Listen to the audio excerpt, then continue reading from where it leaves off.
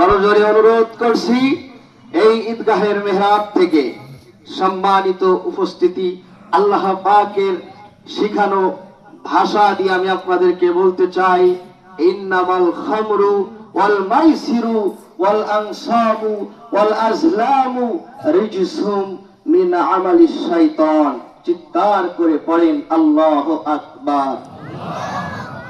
সম্মানিত আল্লাহ পাকের ঈদগাহের মেহমান বৃন্দ, আমি আপনাদেরকে বলছি আল্লাহ পাকের শেখানো ভাষা দিয়ে।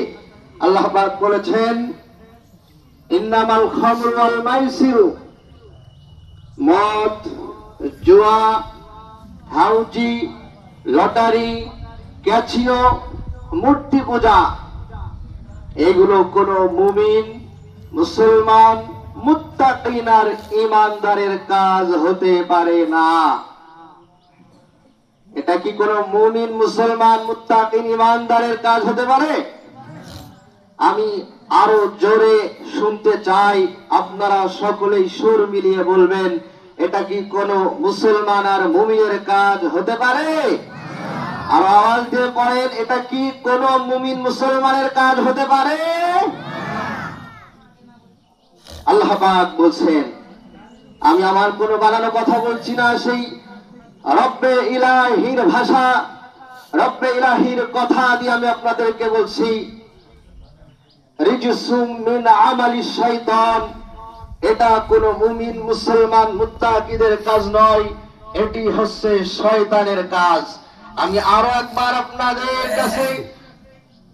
আপনাদের কাছ থেকে জানতে চাই, সবাই সুর মিলিয়ে বলবেন, এটা কি কোন মুসলমানের কাজ নাকি শয়তানের কাজ? আল্লাহ পাক যে জবান দিয়েছেন, এই জবান দিয়ে যদি আল্লাহর ভাষানোর সত্যকে সত্য বলতে পারেন, আল্লাহ পাক আপনার জবানের প্রতি খুশি হয়ে আল্লাহ চাইলেও এই দিনে, এই জিলহজ মাসের 10 তারিখে আপনার জীবনের গুনাহ আল্লাহ পাক মাফ করে দিতে পারেন কি পারেন না? তাহলে আরেকটু সেই আল্লাহ পাকের সত্যকে স্বীকার করে বলেন, এটা কি কোন মুমিন মুসলমানের কাজ নাকি শয়তানের কাজ? আওয়াজ হলো না। কিন্তু যদি এখানে কোনো গান বা অশ্লীল কোনো নিবেদন হতো, বিনোদন হতো, তাহলে কি এই জায়গায় আওয়াজের পর আওয়াজ আসতো? কিন্তু আল্লাহ পাকের যে ভাষানো আয়াত, আল্লাহ পাকের যে শিখানো কথা, আল্লাহ পাকের সত্যকে সত্য আমরা বলবো, এতে আমাদের কণ্ঠের আগায় জোর আসে না। কিন্তু যখন গান হয়, যখন মিথ্যা কারণ নামে রটাতে যায়, তখন এই কণ্ঠের আগায় শরীরের সমস্ত শক্তি টুকুন দিয়ে আমরা আওয়াজ দিয়ে মিথ্যা রটাই। কি বলেন, কথা ঠিক কিনা? তাহলে আল্লাহকে খুশি করার জন্য আর একবার বলেন, মদ, জুয়া, হাউজি, লটারি, ক্যাসিনো, এটা মুসলমানের কাজ নাকি শয়তানের কাজ? শয়তানের কাজ। আর আওয়াজ দিয়ে বলেন, মুসলমানের কাজ নাকি শয়তানের কাজ? শয়তানের কাজ।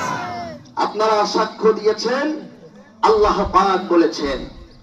এজন্য আমি আপনাদেরকে করজোরে অনুরোধ করব, এই ঈদ উপলক্ষে বাবার বেচা কিনা বেশি বেড়ে যায়, মাদকের বেচা কিনা বেশি বেড়ে যায়, যুবতী বোনেদের বেহায়াপনা, অশ্লীলতা খোলামেলা তাদের বেড়ে যায়।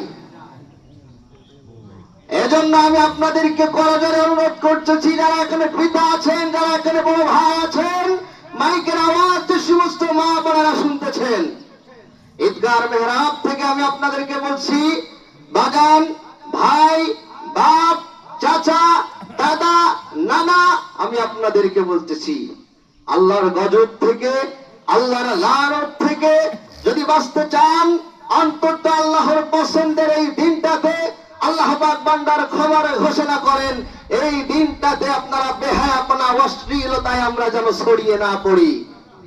সম্মানিত উপস্থিতি, সবাই সঙ্গে জামাতের সময় হয়ে গিয়েছে, এদিকে মুসল্লিরা আসতেই থাকছে। খুতবার যে গুরুত্ব আমি ফজরে বলেছিলাম, আমরা খুতবার গুরুত্ব এখন আর দিই না। সম্মানিত মুসল্লিয়ানে কেরাম, যারা এখনো শুনতে পারছেন